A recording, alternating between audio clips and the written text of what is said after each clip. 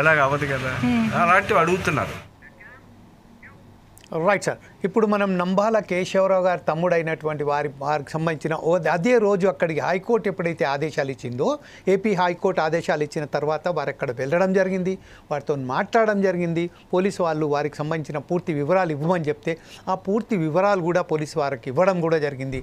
ఇప్పుడు ఇస్తాము, అగిస్తామని చెప్పి వారికి సంబంధించిన కాలయాపన చేసిన తర్వాత 5 రోజుల తర్వాత నిన్న ఆ దహన సంస్కారాలు కూడా వాళ్ళు అక్కడ పోలీసులు అంటే అక్కడ మనం జీవన్ కుమార్ గారు చెప్పినట్టు, ప్రొఫెసర్ జీవన్ కుమార్ గారు ఏదైతే చెప్పారో అక్కడ అడ్మినిస్ట్రేటివ్ ఆఫీసర్ ఎవరైతే ఉన్నారో మెజిస్ట్రేట్, అయితే ఆ మెజిస్ట్రేట్ ఆదేశాల మేరకే మేము దహన సంస్కారం చేస్తున్నా అని చెప్పారు.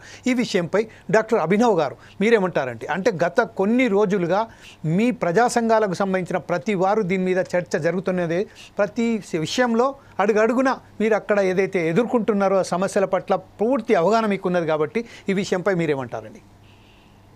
మేమేమంటామంటే, ఎన్కౌంటర్ పేరు మీద కొందరిని చంపేశామని, ఎన్కౌంటర్ జరిగిందని, అందులో జరిగినటువంటి ఎన్కౌంటర్లో మరణించినటువంటి వాళ్ళ పేర్లు సంఖ్య ఇది కేవలం పోలీసుల వైపు నుంచే ప్రకటించబడుతున్నది. ఆ ప్రకటించినటువంటి వాళ్ళల్లో అస్పష్టమైనటువంటి పేర్లు, ఆ రూపురేఖలు గుర్తుపట్టలేనంత విధంగా దేహాలన్నీ ఛిద్రమైపోయి ఉండడం వల్ల నిజంగా చనిపోయినటువంటి వాళ్ళు ఎవరు అనేది తెలియని స్థితి. మీరు ప్రతి ఎన్కౌంటర్ చూడండి, కనీసం ఒక 3-4 కానీ ఎవరో తెలియకుండా, ఎవరూ స్వీకరించకుండా ఆ శవాలు అక్కడే మిగిలిపోవడం, అక్కడ పోలీసులే వాళ్ళని అనాథలుగా కాల్చివేటువంటి ఘటనలు ఉంటాయి. ఇక్కడ కూడా ఈసారి సంగీత పేరుతోని ఒక మహిళ మావోయిస్ట్ యొక్క ఫోటో వచ్చింది. ఆమె ఎవరు ఏంటి అన్న క్రమంలో చాలా మంది అక్కడ ఎవరైతే ఆమె సంగీత అని చెప్పినటువంటి మాజీ వాళ్ళు కావచ్చు, ఇంకొకరు కావచ్చు, అలా ఆమె లలిత అనే పేరుతోని ఇక్కడ కుల నిర్మూలన పోరాట సమితిలో పనిచేసినటువంటి కార్యకర్త అని చెప్పేసి మాకు సమాచారం వచ్చింది.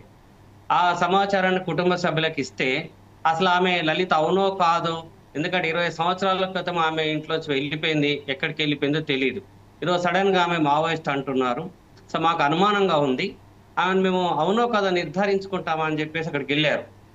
కనీసం ఆ ఉన్నామే ఖచ్చితంగా సంగీత అని చెప్పేవాళ్ళు, లలిత అని చెప్పేవాళ్ళు లేరు. చూసుకొని కుటుంబ సభ్యులు నిర్ధారించుకునే అవకాశం కూడా అక్కడున్నటువంటి అధికారులు ఇవ్వలేదు. కాబట్టి పోలీసులు ఎవరి పేర్లు ప్రకటిస్తే వాళ్ళ నక్సలైట్లు, ఎవరు ఏమేమి నేరాలు చేశారని వాళ్ళు మోపితే అవే నేరాలుగా చలామణి అవుతున్నాయి. కానీ వాస్తవంగా నేరం జరిగిందా లేదా అనేది రావట్లేదు. ఎన్కౌంటర్లో చనిపోయిన వాళ్ళ పేర్లతో పాటు ఎన్కౌంటర్లో పాల్గొన్న వాళ్ళ పేర్లు కూడా ప్రకటించాల్సిన అవసరం ఉంటుంది. అది చట్టం చెప్తుంది, కానీ పోలీసులు ఎక్కడ కూడా అలాంటి విషయాలు చెప్పడం లేదు. అలాగే ఇది మా బంధువులు ఉన్నారని చెప్పి కుటుంబ సభ్యులు వచ్చినప్పుడు వాళ్ళ దగ్గర ఒక వితండమైనటువంటి వాదన, మీరే అని మా గ్యారంటీ ఏమిటి అంటారు. వాళ్ళ ఆధార్ కార్డులు చూపిస్తే మీ కుటుంబ సభ్యులకు ఆధార్ కార్డులు లేవంటారు. ఈ ఆధార్ కార్డులు అనేటటువంటి ప్రవేశపెట్టిన నాటికి వాళ్ళు ఇక్కడ లేనే లేదు.